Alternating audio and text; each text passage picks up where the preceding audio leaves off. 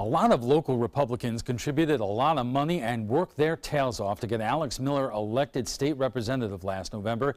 It is safe to say that many of them were shocked by her sudden resignation after just a few months in office. Now we know why. Ray Collins has the story.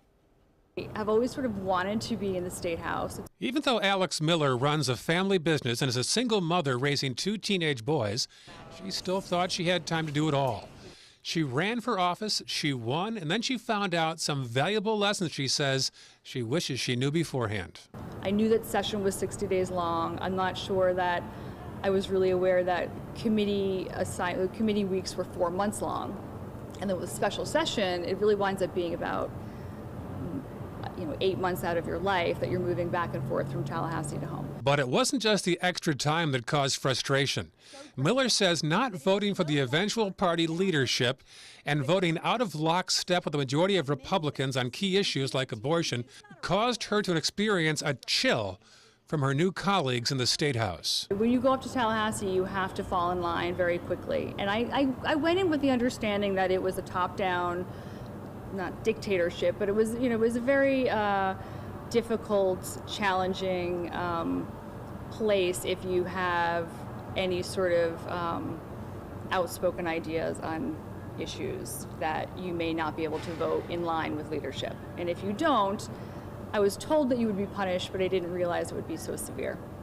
And I had been removed from my 2 favorite committees, which were my healthcare committees, and I have an entire history and my entire career has been in healthcare. I spent 4 years on the hospital board and 22 years in medical distribution. So they had done that, I was told, and I don't know this for sure, but it was a punishment in essence for voting a certain way that they did not like in a couple of votes.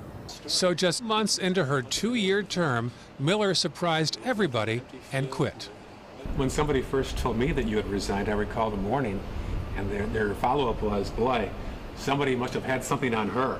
Right, yeah, and that's the other thing. Like, no, politicians do not resign ever, really, unless there's some sort of scandal. And so I would go to the hairdresser and she would say, all of her clients are saying, like, what's the real story?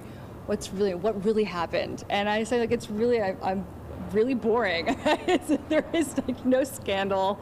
Did you encounter some severe reaction from local people? Were people angry at you for this? Mostly people were very supportive and they understood. If there was this rumor that I had resigned to make room for James Buchanan, who is now a candidate, and there's this conspiracy, which I thought was very amusing because I had met James once. I have really no relationship with the Buchanans, and I would have no incentive or motivation to do that. In fact, Miller doesn't plan to endorse anybody in the race to replace her, a special election that'll cost taxpayers some $300,000. This special election won't be cheap. What would you say to the person who thinks that you should reimburse taxpayers for the cost of the special election?